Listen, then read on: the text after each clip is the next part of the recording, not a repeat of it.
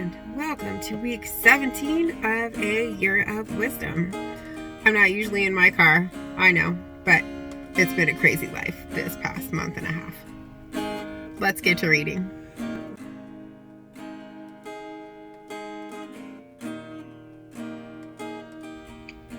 Day 116. Job 35 and 36. Elihu continued and said, "Do you think this is to be just?"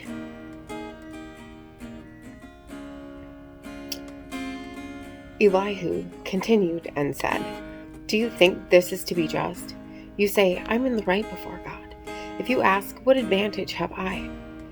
How am I better off than if I had sinned? I will answer you and your friends with you. Look at the heavens and see, observe the clouds which are higher than you. If you have sinned, what do you accomplish against him? And if your transgressions are multiplied, what do you do to him?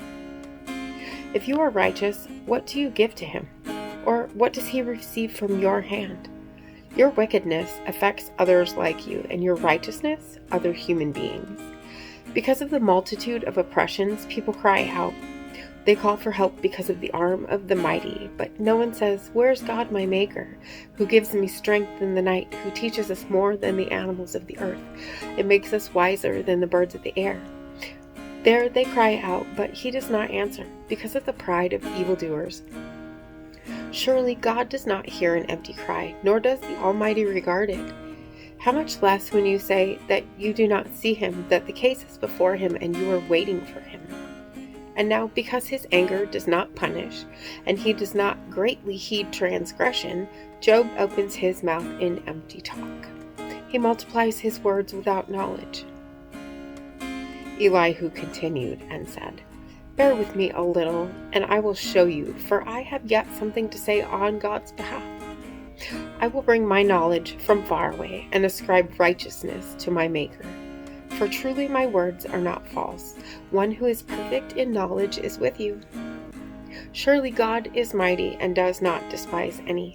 He is mighty in strength of understanding. He does not keep the wicked alive, but gives the afflicted their right. He does not withdraw his eyes from the righteous, but with kings on the throne he sets them forever, and they are exalted. And if they are bound in fetters and caught in the cords of affliction, then he declares to them their work and their transgressions, that they are behaving arrogantly. He opens their ears to instruction, and commands that they return from iniquity. If they listen and serve him, they complete their days in prosperity, and their years in pleasantness. But if they do not listen, they shall perish by the sword and die without knowledge. The godless in heart cherish anger. They do not cry for help when he binds them. They die in their youth, and their life ends in shame. He delivers the afflicted by their affliction, and opens their ear by adversity. He also allured you out of distress into a broad place where there was no constraint, and what was set on your table was full of fatness. But you are obsessed with the case of the wicked. Judgment and justice seize you.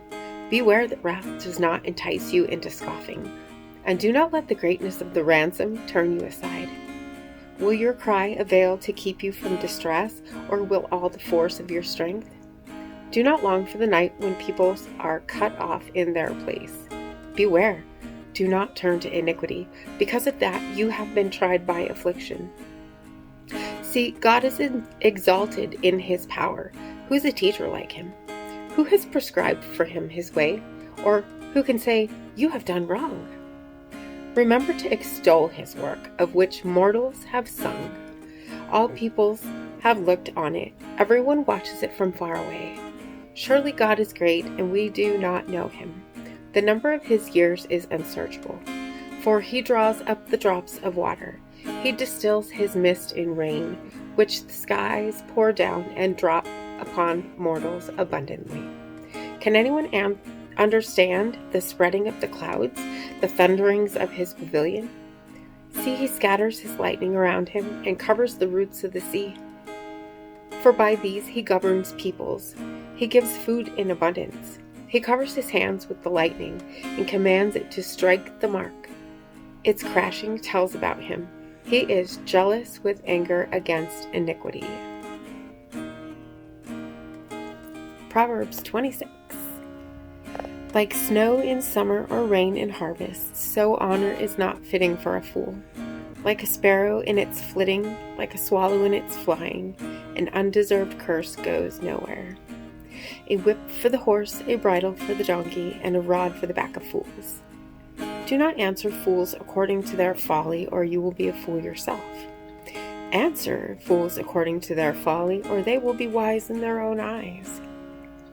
It's like cutting off one's foot and drinking down violence to send a message by a fool. The legs of a disabled person hang limp. So does a proverb in the mouth of a fool. It is like binding a stone in a sling to give honor to a fool. Like a thorn bush brandished by the hand of a drunkard is a proverb in the mouth of a fool. Like an archer who wounds everybody is one who hires a passing fool or a drunkard. Like a dog that returns to its vomit is a fool who reverts to his folly. Do you see persons wise in their own eyes? There's more hope for fools than for them. The lazy person says, "There's a lion in the road. There's a lion in the streets." As a door turns on its hinges, so does a lazy person in bed. The lazy person buries a hand in the dish and is too tired to bring it back to the mouth. The lazy person is wiser in self-esteem than 7 who can answer discreetly. Like somebody who takes a passing dog by the ears is one who meddles in the quarrel of another. Like a maniac who shoots deadly firebrands and arrows, so is one who deceives a neighbor and says, "I'm only joking." For lack of wood, the fire goes out, and where there is no whisperer, quarreling ceases. As charcoal is to hot embers and wood to fire, so is a quarrelsome person for kindling strife. The words of a whisperer are like delicious morsels. They go down into the inner parts of the body. Like the glaze covering an earthen vessel are smooth lips with an evil heart. An enemy dissembles in speaking, while harboring deceit within.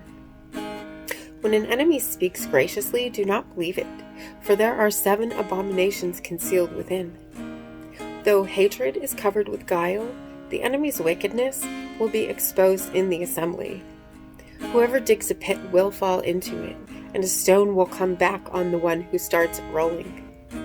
A lying tongue hates its victims, and a flattering mouth works ruin. And as always, I am super grateful for you being here today. Don't forget to hit subscribe right there and click the bell and hit that like button too. And I will see you tomorrow for another reading. Maranatha. When my head's completely full and my heart is worry-worn, I know without a doubt you'll carry me out of the storm. I'm standing at the crossroads, I'm lost without a clue. I need a big pink neon sign to show me what to do. I thank you, Lord, it glorifies you when you're the only answer. I praise you, Lord, for holding what's too much for me. And I'm amazed by you, Lord, because nothing's too big and nothing's too small to lay at your feet.